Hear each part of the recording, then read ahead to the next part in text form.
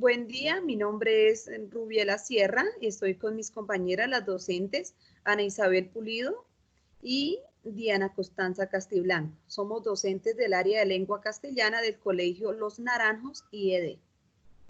Y este video va dirigido para los estudiantes de grado quinto. El tema que vamos a tratar el día de hoy es el género lírico.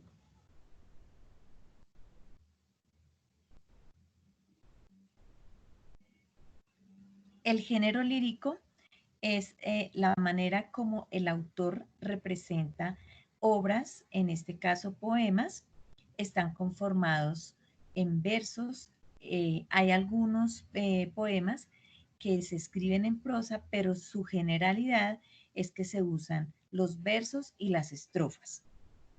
Esta estrofa, estos versos tienen unas características especiales como rima, ritmo, musicalidad.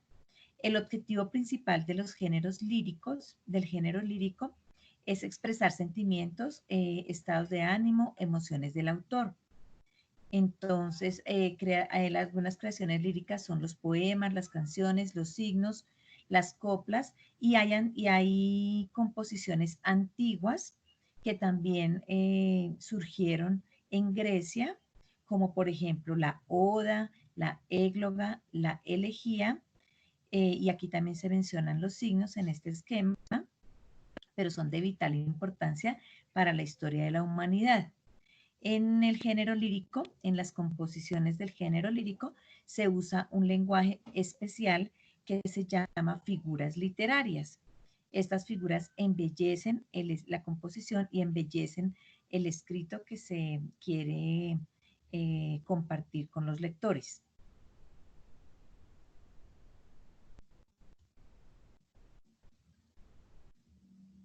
Bueno, también vamos a trabajar acerca de la estructura que se maneja en el género lírico. Entonces estamos observando una poesía. Recordemos que la poesía, las coplas y las canciones hacen parte del género lírico. Nos vamos a enfocar en este momento en los poemas. Los poemas son un conjunto de versos que reunidos forman una estrofa. Entonces miremos el poema. Cada versito de ese poema son los renglones cortos que están apareciendo en el escrito. Esos renglones cortos se forman por las palabras que se van escribiendo, que el escritor va escribiendo. La unión de esos versos forman una estrofa. Normalmente las estrofas se forman al unir 4 versos. Sin embargo, en algunos poemas podemos encontrar estrofas conformadas por 5 o 6 versos.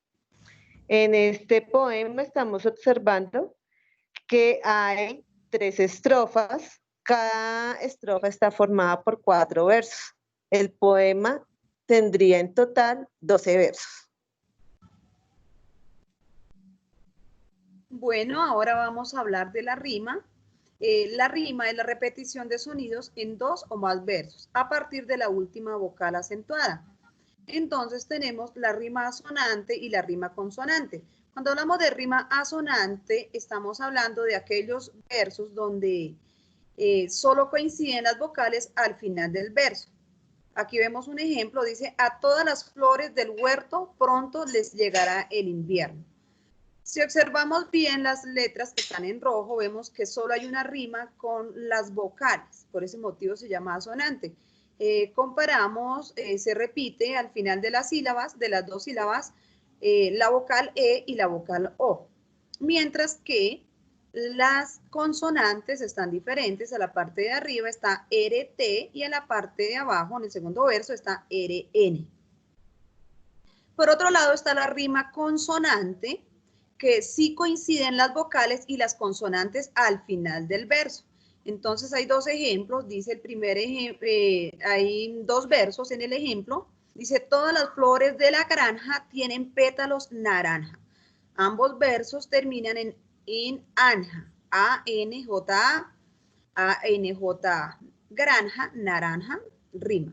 Cuando encontramos un poema, una poesía, que no tiene rima, entonces decimos que este es en verso blanco, suelto o libre.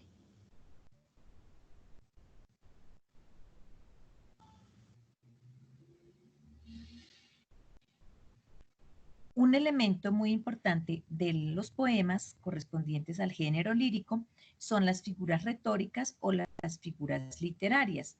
Este tipo de vocabulario son formas no convencionales que se emplean para embellecer las palabras que componemos en nuestros poemas. No es un lenguaje tradicional, no es un lenguaje coloquial como el que manejamos diariamente. Son palabras y son frases que se utilizan para que el poema tenga un significado muy profundo y diferente a cualquier diálogo cotidiano. Dentro de esas figuras retóricas hay muchísimas figuras retóricas, pero algunas de ellas son la alegoría, el símil, la ironía, la metáfora, la hipérbole, énfasis, la paradoja y la paradoja. Entonces tenemos otras como la anáfora, la personificación, que son muy usadas en las composiciones líricas.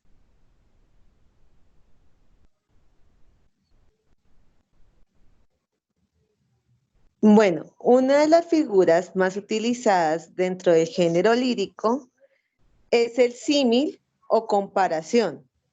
Lo podemos conocer con los dos nombres. ¿En qué consiste ese símil? Es el que establece una comparación entre elementos y utiliza los términos tal y como para hacerlo. Ahí podemos observar un ejemplo. Eres como un sol. El término como es propio para realizar comparaciones o símil. Otra figura literaria utilizada es la metáfora. La metáfora también relaciona elementos por sus semejanzas, pero en esta ocasión la metáfora no incluye los términos tal y como. Estas metáforas son más directas. Ahí observamos el ejemplo, eres un sol. Entonces, si vamos a comparar las dos figuras, se está comparando las dos semejanzas, sin embargo, en el símil estamos utilizando la palabra como. Regresemos a la metáfora. En la metáfora no se utiliza la palabra como. Metáforas es una comparación más directa. Otra de las figuras muy importantes usadas en la lírica es la hipérbole. La hipérbole consiste en exagerar las cualidades o las acciones para dar más expresividad a los textos. Ejemplo, tienes un corazón tan grande que no te cabe en el pecho. Es una exageración. Entonces, observemos en el dibujito, dice ahogarse en un vaso de agua, que es una frase muy coloquial que usan los adultos y en ocasiones los niños. Es una exageración porque todos sabemos que nadie se ahoga en un vasito de agua. La siguiente, se comía los libros de tanto estudiar, entonces sabemos que los libros, literalmente los libros no se pueden comer, pero entonces se dice se comía los libros de tanto estudiar, queriendo decir que era muy estudioso, que leía bastantes libros. Entonces, esta es la hipérbole, la exageración.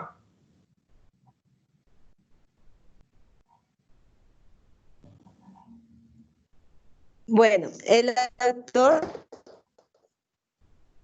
también maneja la figura conocida con el nombre de personificación.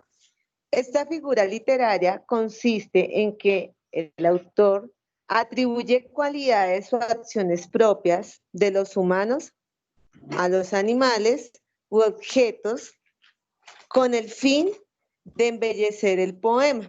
Entonces, ahí estamos observando un ejemplo. La naturaleza es sabia.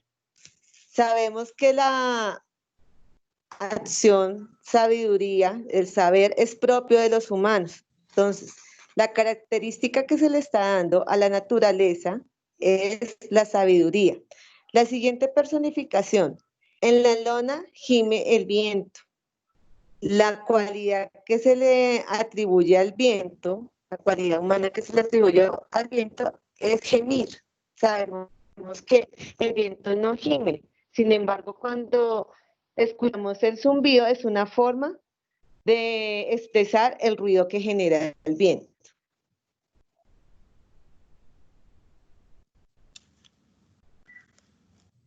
La anáfora. La anáfora consiste en la repetición rítmica de determinados sonidos o palabras al principio de un verso o de la frase. Por ejemplo, ni esperanza fallida, ni trabajos injustos, ni pena inmerecida. Entonces, el autor, con el fin de darle ritmo, belleza, de embellecer la obra, el poema o la canción, repite una frase o una palabra constantemente dentro del texto. Hay otro ejemplo que dice, temprano levantó la muerte el vuelo, temprano madrugó la madrugada, temprano estás rodando por el suelo. Observamos que el poeta constantemente repite la palabra temprano. Esta es la anáfora.